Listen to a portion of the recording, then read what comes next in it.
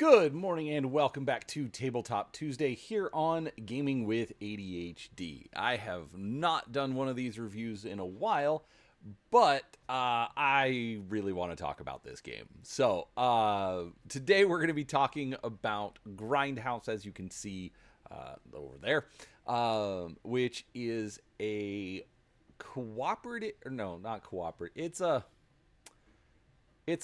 It's an experience. It's really all I can say.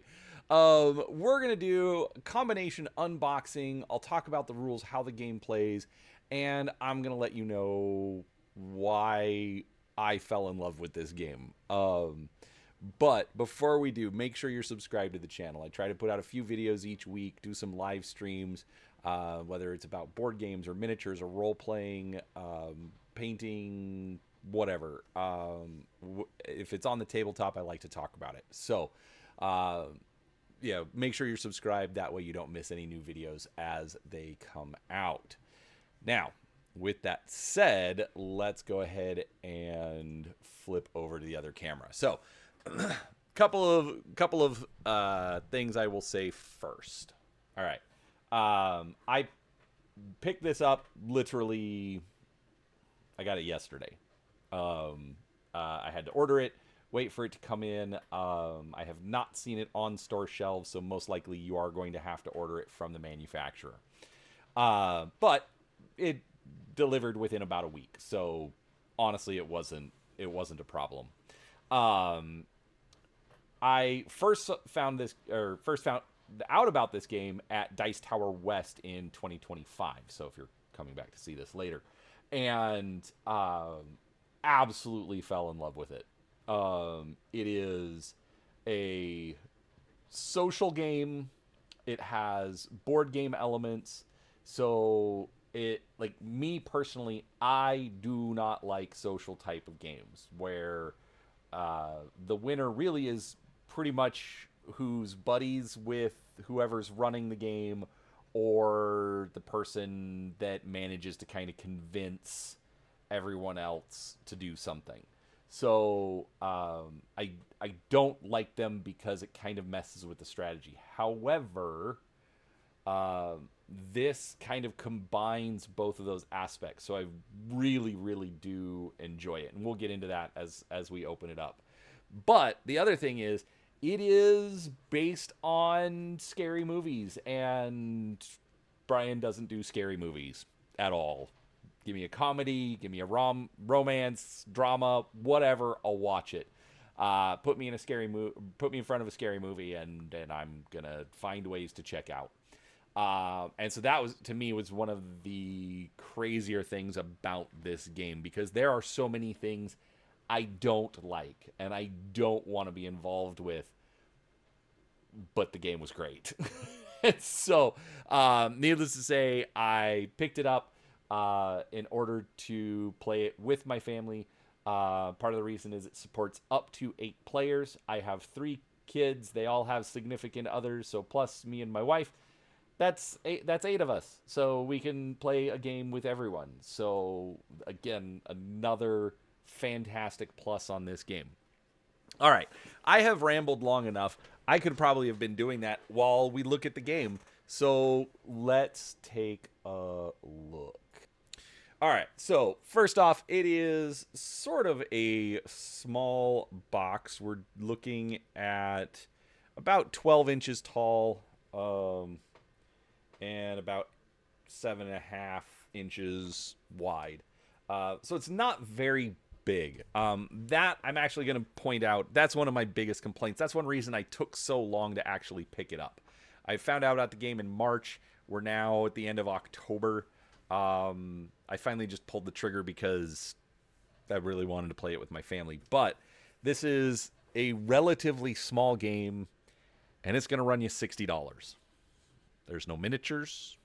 I mean, you'll see as we get into it. All right, so we've got a little bit about getting started. So they have the host house party. You'll see in a second. It's a separate set of cards for playing the game, essentially to learn it. We've got the rule book. not very large, 12 pages. Nice large text, lots of diagrams, easy to actually see everything. All right.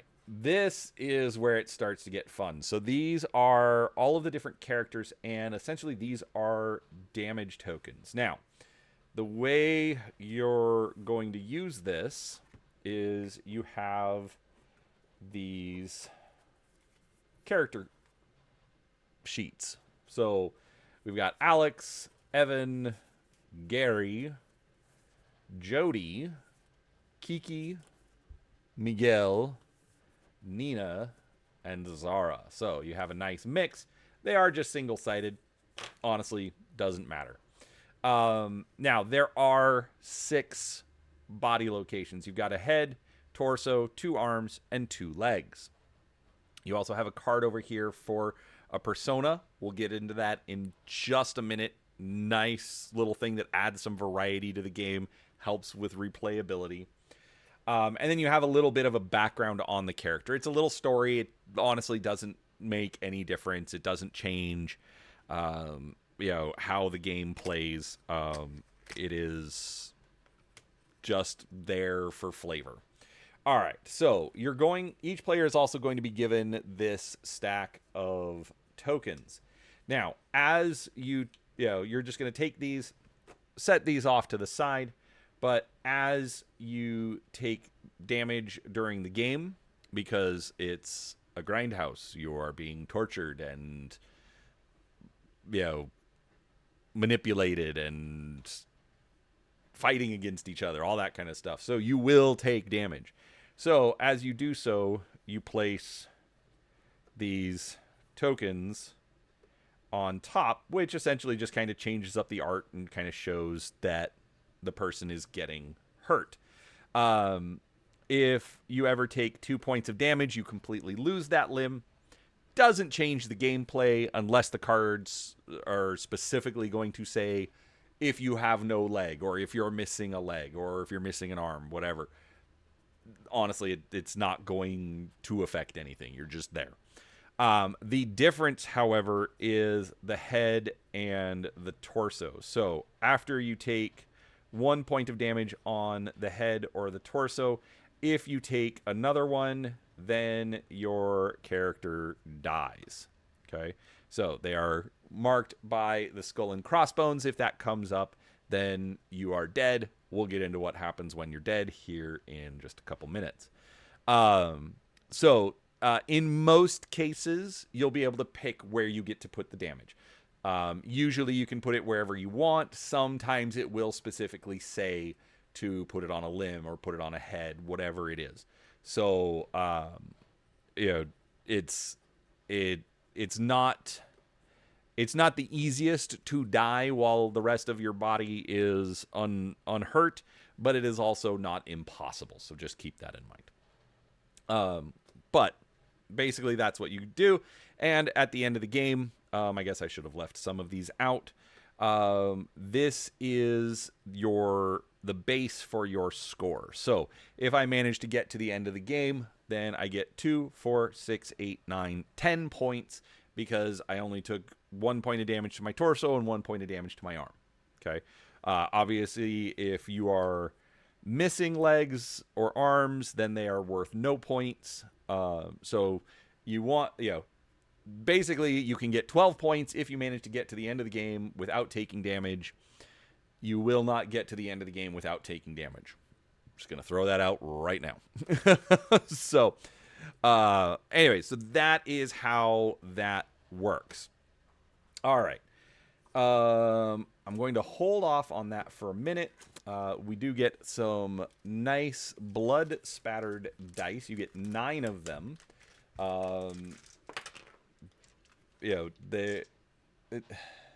Let's see. It's not showing up super great on camera, but basically it's white with red blood splatter. Very thematically appropriate. All right. Now, I'm going to pull out the stuff for the host house party. Basically, there are more cards for the regular game, more persona cards for the regular game and more items for the regular game. We're just going to focus on the host house party, essentially because it's the starter, and so, fewer spoilers. Okay. All right. So we've got a small pack, but basically I'm not going to look at all of the cards anyways, but this will still give you a variety because we have room cards, we have persona cards, we have item cards. All right. So for your setup, we can just do this. All right. You have your board. This is your spooky house that you are trapped in by... There we go. That lays a little bit better. All right. You can have up to 5 rooms, and there's always a final room. Basically, if you're playing up to 6 players, you're going to use 4 rooms. If you're playing up to 8 players, you're going to use 5 rooms. Basically, give some extra variety and do a little more damage. All right. So you then are going to take your room cards. All right. So this is going to walk through how to play. We're going to look at that. Well, we're not going to look at that specifically for this because I'm already talking about it. So we have the dank dining room, the haunted hallway, the barren bedroom, the awful attic, the bloody basement, and the ghastly garage. So under a normal game, you would shuffle these up. Shuffle up the room cards from the normal mix. Real quick, let's see here. All right, without giving any spoilers yet, down here in the lower left corner, we have the little acting masks. So that is the icon for the host house party starter scenario. So basically you want to keep those cards separate. So anything marked with that, if it does get mixed in, not a problem. But if you want to do an intro scenario again, basically just pull out those cards. Anyway, so with the red border, it's the final room. We're going to put that over here, and then you're going to shuffle everything up and deal that to the rest of the rooms. All right, let's refocus the camera.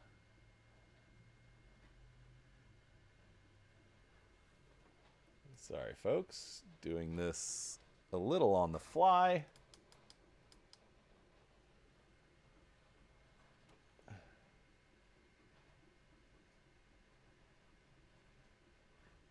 Not sure why everything just is continually out of focus here. All right. Well, we're having fun with this.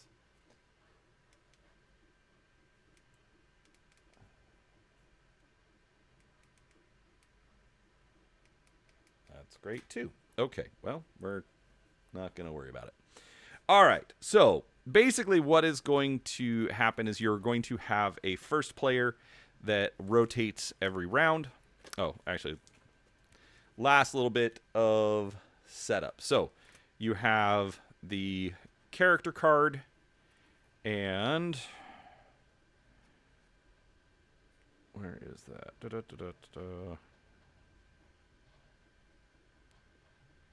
Okay. So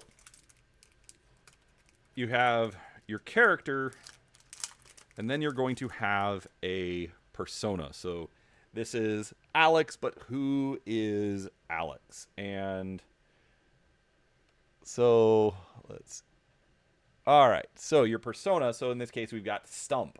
For some reason, you have always had a fetish to live without arms or legs. Of course, you never had the nerve to go through with it. Perhaps tonight is the night. So you can reveal this card at any time to instantly lose a limb. At the end of the game, if you have lost both your arms and legs, you will gain 14 points. So, obviously,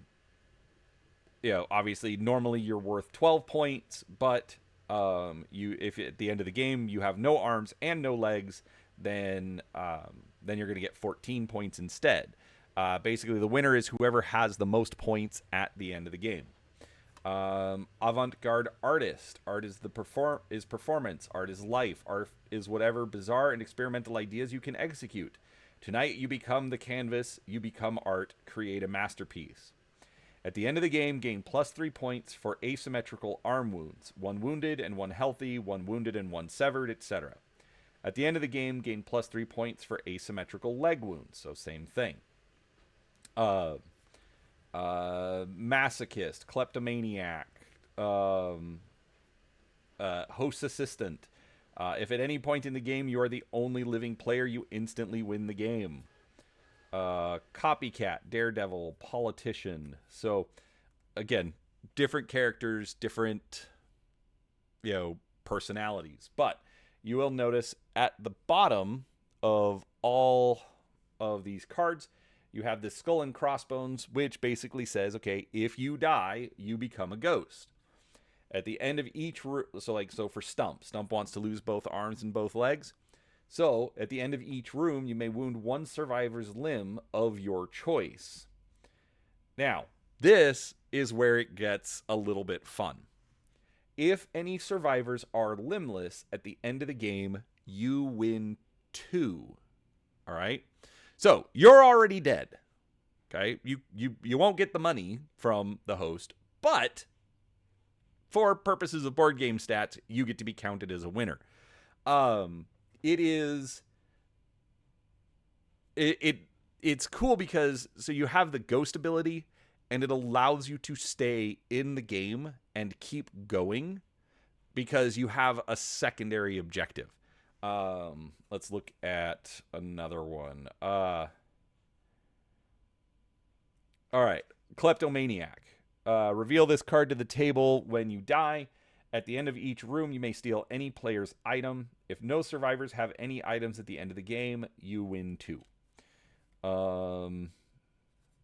Politician. At the end of each room, you may wound one survivor's body part of your choice. If all survivors die, you win 2.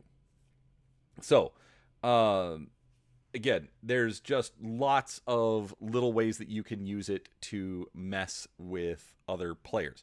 And when you're dealt your persona card, normally in the game you'd get 2 and you get to pick one of them, but you're going to take your persona, and unless it tells you otherwise, you're just going to put it here face down on your character card. There can be times where you're told to reveal it right away. Some of them are going to pit you directly against other players from the word go. That can be fun, especially when we played it one time, and I think mine was that I was best friends with the person to my left. Okay, great. And so then I had some bonuses while the person to my left was alive. Well, the person to my left got a card that basically told them, you hate the person to your right, and you need to kill them. And so it made for some very interesting dynamics to try and stay alive during the game. And no, you can't move once you've been dealt your personas. All right, so there is that. And then the last thing, you have the item card. So these are little things that can be used when the card tells you so. So like we've got Thieves' Tools, Wedding Ring, the Antidote, Silver Coin, Pocket Knife, Play Clay, Mannequin, Flamethrower. It'll tell you on the card when you can use it, what effect it will have. Everybody's going to be dealt, for the starter, you're going to be dealt 1. When you're actually playing the game normally, you're going to get dealt 2. Sometimes you'll find new items, etc. So there are basically, it's little things just to kind of help while you're playing the game. But anyways, so everybody's going to get dealt an item. You're going to keep it face down because you don't want other people to know what items you have. So once everybody has that, then you're set up and you get to play the game. Now's where it gets, I'm just going to say interesting. It gets interesting. All right. So we have our set of rooms. So we've got here we've got the bloody basement, the barren bedroom, and the dank dining room. These are the first 3 cards. So the first player is going to take the card, and actually that one's there. We go. Okay, we're going to go with this one. I know.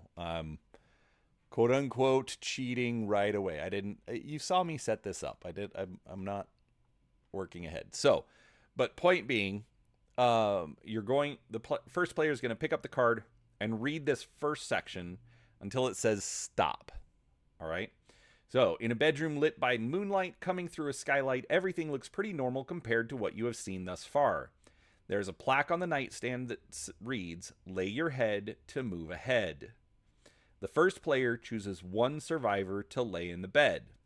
So, in this particular case, the first player can pick themselves. They can pick somebody else. They can pick the person that their persona says that they need to attack. Whatever it is, they get to pick. And then in this case, the chosen survivor rolls a die. 1 to 5, they have a nightmare and suffer 2 wounds. 6, they have a night terror and they die immediately. So a lot of bad things are going to happen. Sometimes, let me see if I can find one.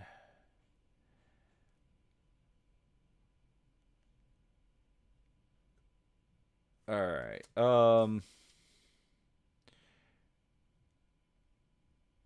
Okay, so we'll take this one for example. A long hallway that looks pulled from a colonial home with an open door on the opposite end. A cold chill lingers in the air. Each step into the hallway, you feel eyes on you. You scan the room, and you could swear the images in the pictures on the wall are moving when you aren't looking.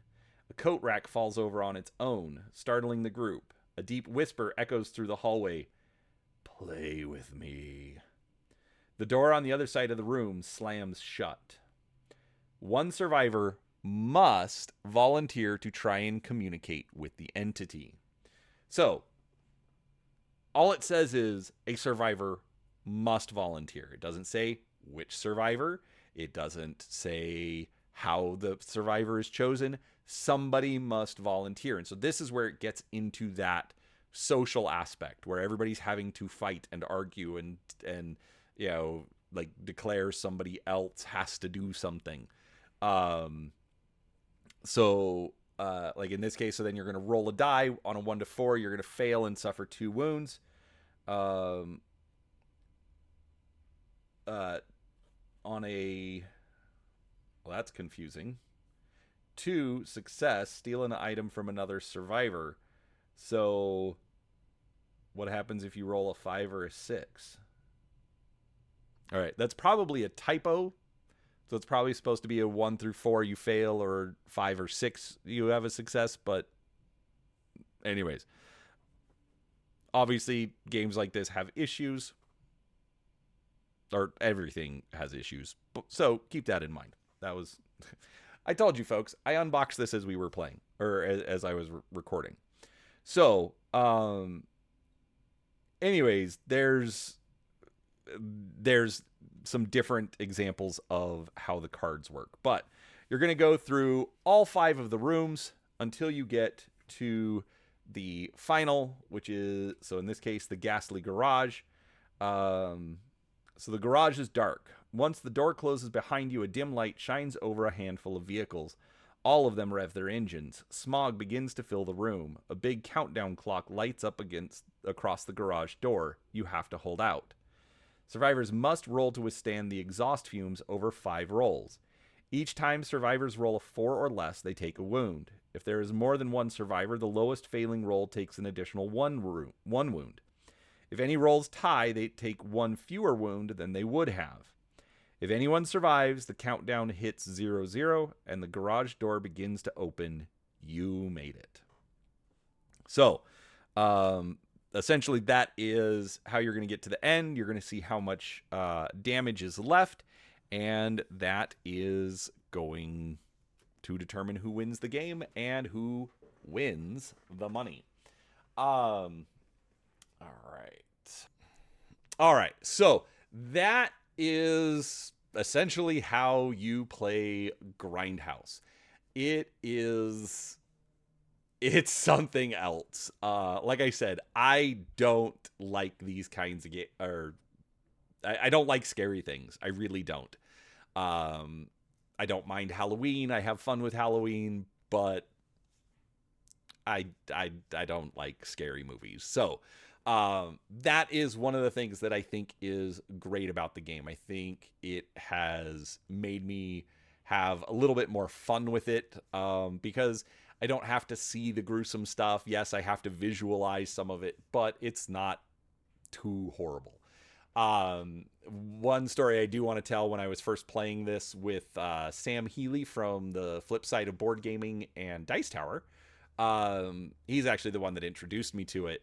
Uh, there was a particular scenario where basically we go into a room and there's a bowl of punch, and there's enough for everybody but one to take a drink, and all of it has to be drunk. And so there's how did it go? Because this was one of my favorite parts on it. Um, and so basically we were like, everybody had to volunteer to take a drink, and so Sam was all, "Oh, I'm not taking a drink because I'm leading this outfit. I don't need to take a drink." And I countered with, "Well, wait a second. If you're the leader, why don't you set the example and take a drink yourself?" And he's like, "Okay, fine, I'll take a drink." And then everybody else around the table quickly volunteered to take a drink. And I was super excited. I'm like, "Sweet, I don't have to take a drink. I'm exempt from this. I'll be fine." But then that's where the dice kind of come into play, because so again, you had the social aspect of, getting everybody to volunteer and convince everybody to do something that you don't want to do. But then, because I was the only one that didn't take a drink, I was the one that had to roll the dice. Well, rolling the die, I think I got whatever roll was needed for the result, because basically there were two results. Either the drink was poisoned and everybody who took a drink takes damage, but instead I rolled the result where, the drink had the antidote, and so everybody else took no damage, but I took 2 points of damage, something like that. So it absolutely has a way of backfiring on you, even if you convince the other players to do something that you don't want to do. So overall, I think the game is fantastic. My biggest issue is I struggle to say that the game is worth $60. I don't think... I would be much happier if the game was in like the $40 price range. And I paid for this myself. I did not receive a review copy. I just really wanted to play this with my family for Halloween, so I spent the $60 plus shipping.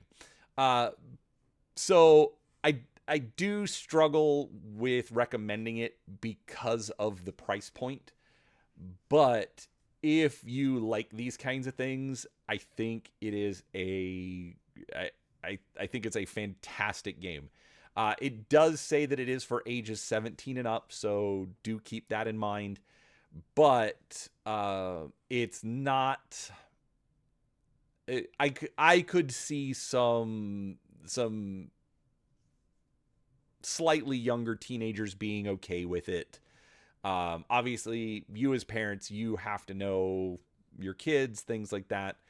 Know your audience, folks. I mean, that's pretty reasonable.